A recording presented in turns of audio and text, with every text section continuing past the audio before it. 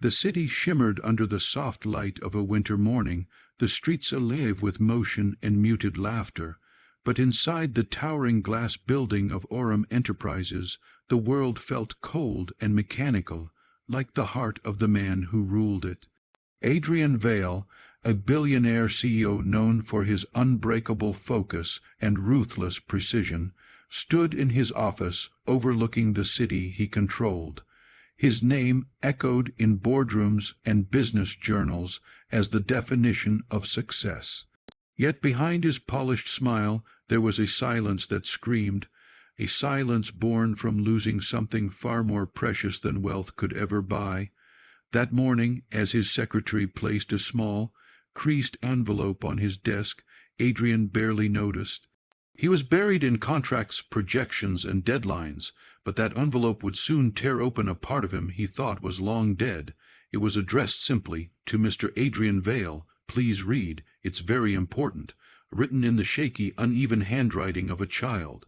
Before we go further, if you believe in kindness, second chances, and the power of small hearts to change even the hardest souls, please take a moment to like, comment, share, and subscribe to Kindness Journal.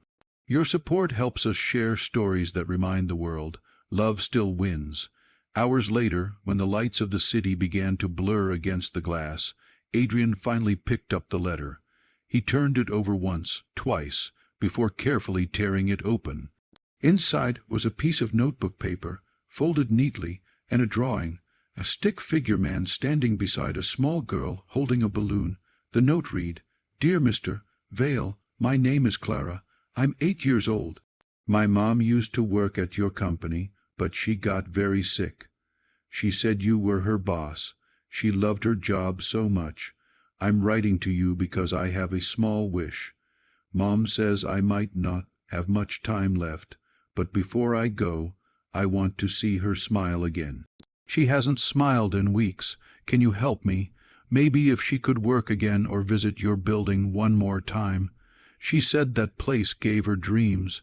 Please, Mr. Vale, it's very important. Love, Clara." There was no address, just a smudged fingerprint of pink crayon at the corner. Adrian sat back in silence. The name Clara whispered through his mind, but it wasn't the child he recognized. It was the mother. Grace Monroe, a woman who had worked in his company 3 years ago. A quiet, brilliant designer who had been laid off during one of his company's efficiency restructures. He had signed that termination paper himself. He remembered her faintly, her soft voice, the way she thanked him despite losing her job, the tears she tried to hide. He hadn't thought of her since, until now. The next morning, something in Adrian shifted.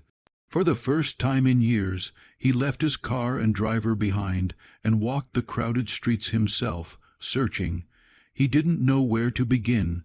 He had no address, no number, nothing. Just a name and a child's desperate words. He visited the old employee records, asked questions that startled his staff, and eventually one of the HR managers hesitated before saying, "Sir, Grace Monroe applied for financial aid from the company's welfare fund last month. Her application was declined due to policy limits." Adrian's chest tightened. His own signature was at the bottom of that decline. By noon, he found himself standing in front of a worn-down hospital on the east side of the city. The name, St. Helena's Hospice, gleamed faintly above the door. Inside, the smell of antiseptic mixed with faint traces of flowers and loss. When he asked the nurse about Grace, her expression softened. "Room 207, but please, prepare yourself." Grace looked nothing like he remembered. Her hair was thinner, her skin pale, her eyes half closed. Sitting beside her bed was a little girl, Clara, with soft brown curls and a pink scarf around her neck. She looked up, startled, when he entered. "Are you Mr. Vale?" she asked in a whisper. Adrian nodded slowly. "Yes, I am." Clara smiled faintly and handed him another folded note. "I didn't know if you'd come. Mom said maybe you were too busy saving the world with your business." He unfolded it. This time It was just one sentence, written in a trembling adult hand. "Thank you for reading her letter." Adrian sat down, words stuck in his throat. Grace opened her eyes then, weak but aware. For a long moment neither spoke.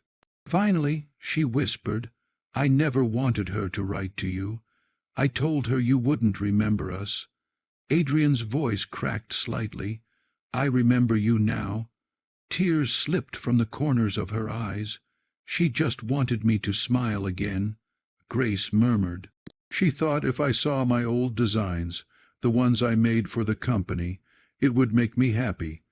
Without thinking, Adrian promised, "You will." The next morning, his company buzzed with confusion. The CEO had ordered a full reprint of Grace Monroe's old designs, every concept she'd ever created. He had her name restored on every piece, and that afternoon, when he returned to the hospital with a folder full of printed sketches, Grace's hands trembled as she touched them. "You kept them?" Adrian shook his head softly. "No, you made them. I just forgot how much they meant." Clara laughed, a sound so pure it filled the entire room. For days, Adrian visited them, bringing food, flowers, and stories from the office. He began to notice things he hadn't in years: the way sunlight made hospital curtains glow like gold, the way Grace smiled when she looked at her daughter, the way kindness felt when it wasn't part of a transaction.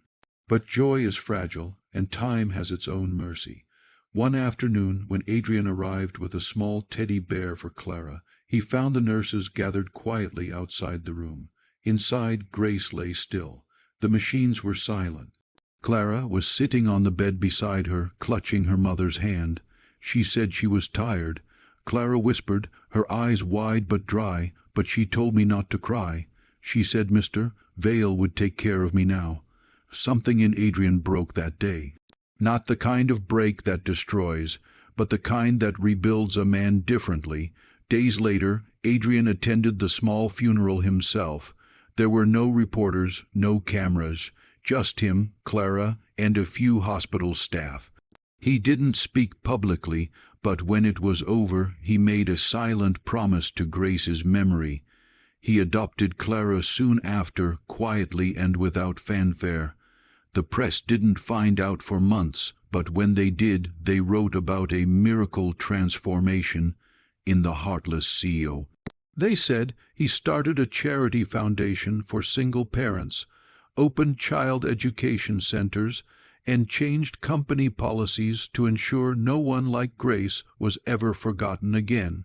But none of that mattered to him as much as the sound of Clara's laughter in his home, the warmth of her small hand in his, the way she reminded him daily that redemption often comes in the smallest envelopes. Months passed. Adrian's office looked different now. Plants, drawings, a framed photo of Grace and Clara on his desk. One evening, as the city lights began to flicker on, Clara ran into his office holding another envelope. "Mr. Vale, sorry, I mean Dad, I found something," she said breathlessly. Inside was a sealed note Grace had written but never sent. He opened it slowly. "Adrian, if you're reading this, it means Clara's letter reached you. I just want to say thank you. I forgave you long ago, not because you deserved it, but because holding anger only made me forget the beauty I once believed in. Take care of her. She's strong, but she'll need your heart more than your success. And maybe, just maybe, you'll learn to smile again too." He looked up at Clara, her wide eyes glimmering in the soft light. She smiled and whispered she'd be happy now, wouldn't she? Adrian nodded, his voice trembling. "Yes, she would, and so am I." The city outside was bright with life, but for the first time Adrian didn't see buildings. He saw stories, faces, and hearts beating beyond his walls. The man who once measured worth in profits now found wealth in something far greater, love rediscovered through loss. If this story touched your heart, please like, share, and subscribe to Kindness Journal. Every click helps us remind the world that even the smallest act of compassion can rewrite someone's story. And before you go, tell us in the comments, what's one act of kindness that changed your life?